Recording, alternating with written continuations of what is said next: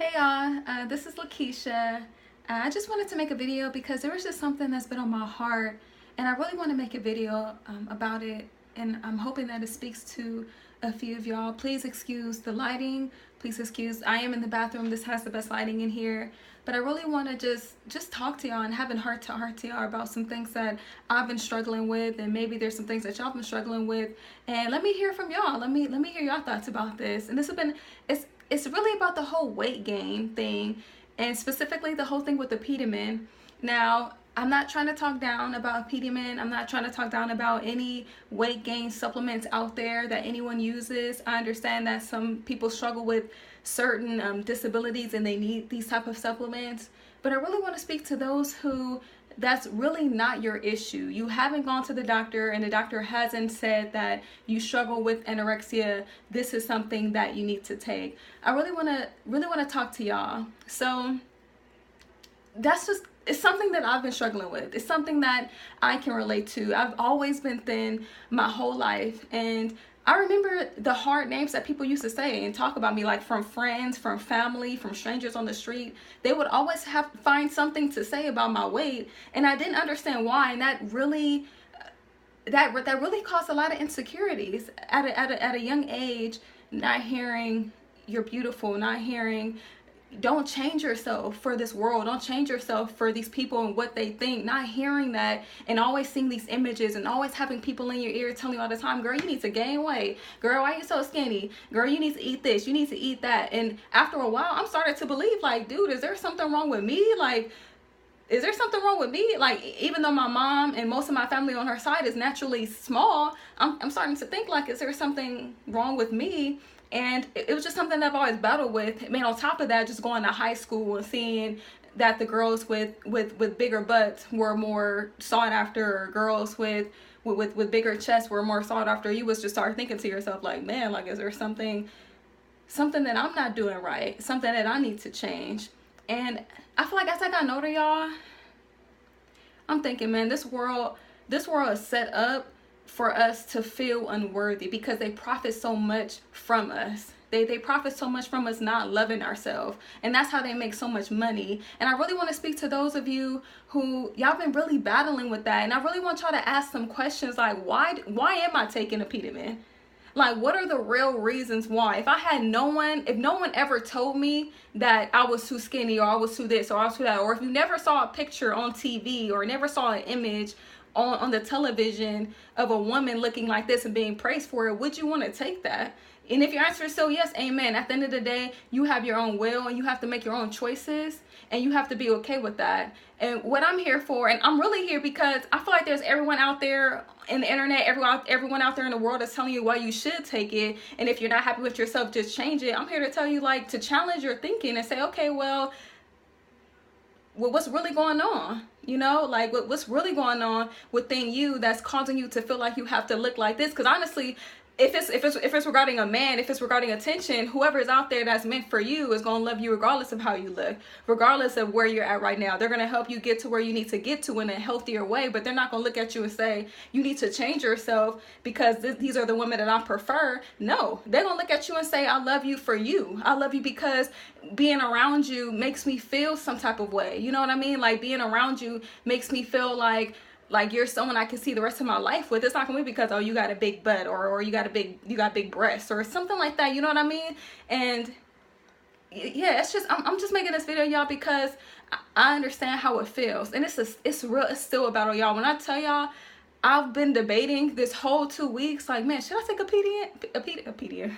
Should I take Apetamin? Should I take it? Like, man, you know, because you see all these people, as I was telling you before, like, I see all these people on TV and the type of attention they get, and I'm like, man, maybe I should take it, you know. And I'm trying to convince myself on why I should take it. I'm like, oh, you know, well, I do see little bones when I stretch a little bit, man. You know, maybe it's this, maybe it's that, and I have to just come to my senses. Like, I had God just reminding me with the scriptures, do not be conformed to this world.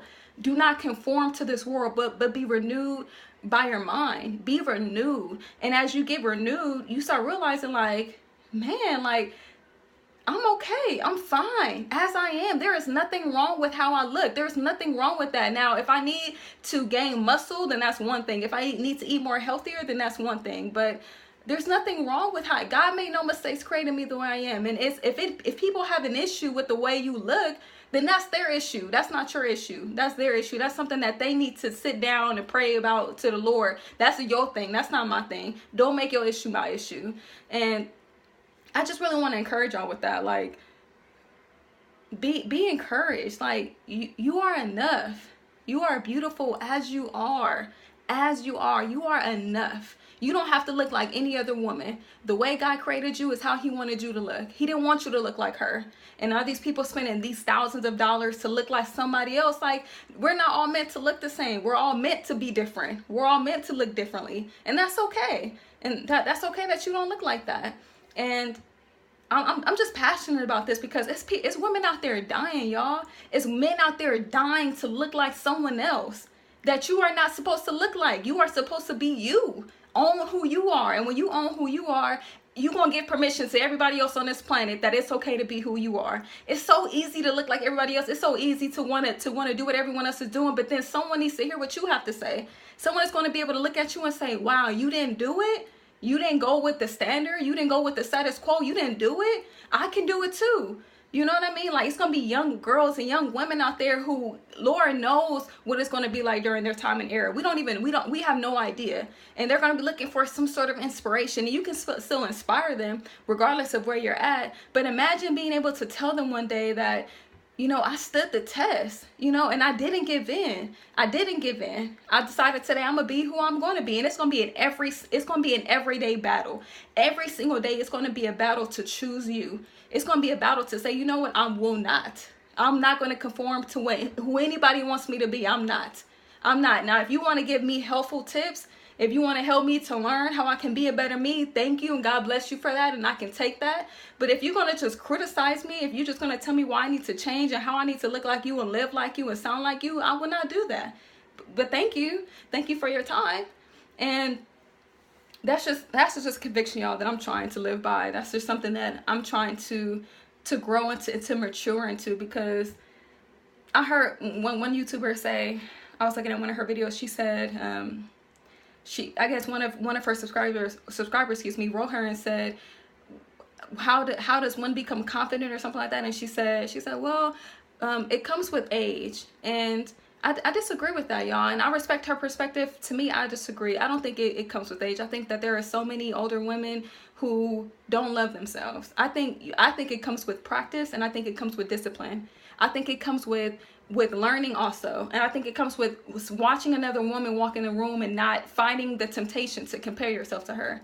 It's having the discipline to say, you know what, I'm not going to watch Love and Hip Hop and these shows that cause me to feel insecure about myself when I see these women. I'm not going to engage in certain conversations. I'm not going to entertain certain people anymore, because all you do is make me feel bad about myself, and I'm not going to be around that anymore. I need to choose me for me at this time. And at this time, you're not that for me. So it's cutting off anything I need to cut off and canceling anything I need to cancel, because it's not good for my health.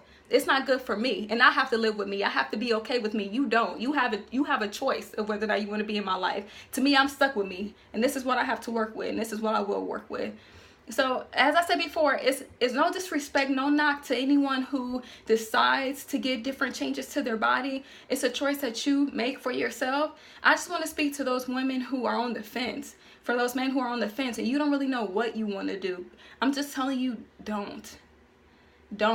It takes more strength to love who you are. It takes so much more strength and so much more power to say, I accept who I am.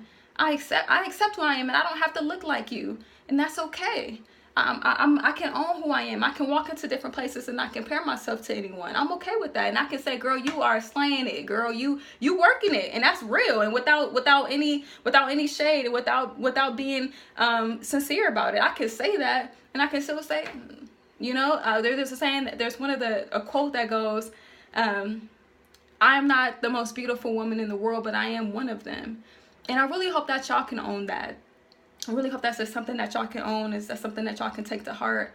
I would like to end with a story.